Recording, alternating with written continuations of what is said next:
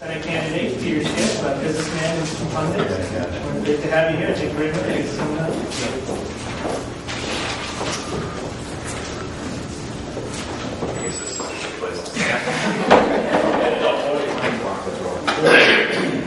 Anyway, so let me tell you guys a little bit about why I'm running for Senate and who I am. Because I get that question a lot from people who want to know why I'm running for Senate. I mean, I'm a businessman in Connecticut. I run a reasonably successful company. It's a lot of hard work to run for Senate, a lot of aggravation. It's a big pay cut if I actually get elected. Why am I doing it? I think the country is in real serious trouble. And not just a little bit of trouble, but this is really big. And, a lot of the economists, a lot of people in government right now are trying to convince us that the economy is recovering, that things are getting better. I can assure you that they're not getting better. Probably a lot of people know that they're not getting better. But the people who are telling us that the economy is getting better, these are the exact same people who told us everything was great right up until the economy completely collapsed. They couldn't see this train wreck coming, even though they were staring it in the face. And the reason they think the economy is getting better is because they still don't understand it. They still don't understand the nature of the problem. All that's happened since the government started stimulating the economy is that we've gone deeper into debt. We've gone out and bought more stuff that we can't afford with money we don't have. But as we spend all that borrowed money, the GDP figures go up a little bit because we're spending money. But that's not economic growth. That's just a farce. That's the exact type of phony prosperity that we had during the housing bubble, when we were spending money we didn't have. The same kind of phony prosperity we had during the NASDAQ bubble. See, all the government is doing is inflating one bubble after another.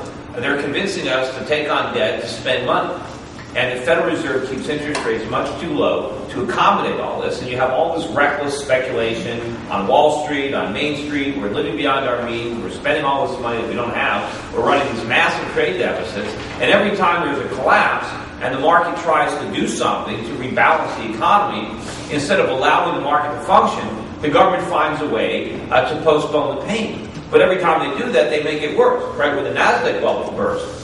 And they responded with government stimulus when President Bush increased the deficit, when Greenspan slashed interest rates to 1%. That was to stimulate the economy in the recession of 2001. It was that government action that created the housing bubble. Without the government, there would have been no housing bubble. It would have been impossible. There would have been no subprime market. There would have been no teaser rates. All of this was there because of the government, because of Federal Reserve policy to keep interest rates low, because of companies like Fannie and Freddie, government entities that were guaranteeing mortgages that never would have been issued without government guarantees. So we had this phony prosperity. We spent trillions of dollars we didn't have. We ran up a huge international balance of payments debt. And when the market crashed, when the bubble burst, again, we had the same failed government policies now under Obama and under Ben Bernanke to try to stimulate the economy again with cheap money, with artificially low interest rates, with more spending. And all we've done is we've sown the seeds for a much greater economic collapse that's coming probably in 2011 or 12, but maybe even before this election. And at this point, the problems are now much worse than they were a couple of years ago because we have completely blown the size of government off the charts. I mean, government has grown exponentially in the last year. The government is now spending twice what it spent 10 years ago. Twice. I mean, I remember the year 2000. I thought the government was pretty big in the year 2000. It's now doubled in size. And how is that even possible when most people actually earn less than they did 10 years ago? The stock market is lower than it was 10 years ago. How can the government be the one thing that's doubled in the last 10 years? How can we possibly afford it? The truth is we can't afford it. The country is being crushed beneath the weight of all that government. If people want to know why there's no jobs, it's because all the money that's necessary to provide jobs is being sucked into Washington, D.C., or it's being redistributed by Washington to Wall Street. There's nothing left. There's no credit left for Main Street. It's all being siphoned away. The government is running a budget deficit this year of over $1.5 trillion. That's just the budget deficit. That's almost the entire federal budget 10 years ago. 10 years ago it was $1.9 trillion. Our deficit is almost equal to what we were spending 10 years ago. In fact, if you actually look at the federal budget, and I don't even know how they can call it a budget, but for every dollar they collect in taxes, they spend $1.60. Right? That's like a family earns $100,000 a year, and they decide to budget $160,000 a year and spend it. Right? It doesn't make any sense. Yet that is exactly what they're doing, and it's only going to get worse, not better. The following year, it's going to be worse. And if you look at, I saw these statistics myself for the first time in a Cato study about maybe a month ago, to see how much we're paying our federal workers, our employees that work for us, the federal government. The average federal worker right now is earning 60% more than the average private sector worker. 60% more. And that doesn't even count the generous benefit packages they have, the pensions and the health care benefits. When you put the whole package together and compare it to what we're earning, or the average private sector employee, they're out earning us 2 to 1. How can that be? How can our employees be earning twice what we do? The spending is completely out of control, and it has to stop. It can't stop in the future.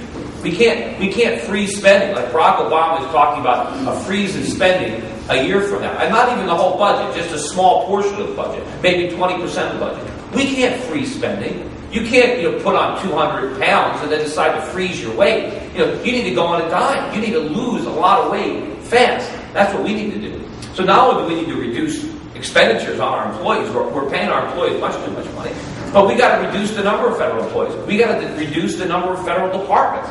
We got all sorts of federal departments that we do not need. Right? We can consolidate them. We can eliminate them. I've been just mentioning one as an example because it's very obvious that it's ineffective, and that's the Department of Energy, which we didn't even have until Jimmy Carter in 1979. So, if you thought Jimmy Carter was a great president, then maybe you think that we need the Department of Energy. But if you go back to 1979 and remember, why is it that we got that department? Well, we had the oil shock, the Arab oil shock, and so Congress took advantage of that and said, hey, we need the Department of Energy because we're going to end our dependence on foreign oil. If we just have a Department of Energy, we will no longer be dependent on foreign oil. Well, when they first came up with that department, we imported around 40% of our oil, maybe a little bit more. Now we're importing 70% of our oil. We're far more dependent on foreign oil with the Department of Energy than before we had it. So why is it there? It's spending $30 billion a year. If we just abolish it, that's $30 billion that we don't have to spend anymore. Our share of that can come back to Connecticut. But there are a lot of departments that we can get rid of. And of course, we have to cut runaway entitlement spending. We have to look at these programs, Social Security and Medicare, that our politicians tell us, well, we can't do anything about them. Well, why can't we? They are completely out of control. The unfunded liabilities in Medicare are $30 trillion. $30 trillion. Medicare right now costs, adjusted for inflation, more than 10 times what the politicians told us it would cost when they sold it to us. But meanwhile, not only is it completely broken, but it is bankrupt. Social Security, it's not as big an unfunded liability. Maybe we're only $10 trillion in the hole on Social Security, so I guess that's a success, by comparison. But if you look at Social Security right now, on a cash flow basis, it's already broke. Social Security is collecting less in taxes than it pays out in revenues right now. So it's already bankrupt cash flow. Forget about the unfunded liabilities. Social Security is at the point right now where Bernie Madoff had to confess what he was doing. Right? This is where the Ponzi scheme falls apart because you don't have any more. You don't have enough money coming in to make the redemptions coming out. That's the problem we have with Social Security. So we have to tackle these problems, and we can't tackle them in the future.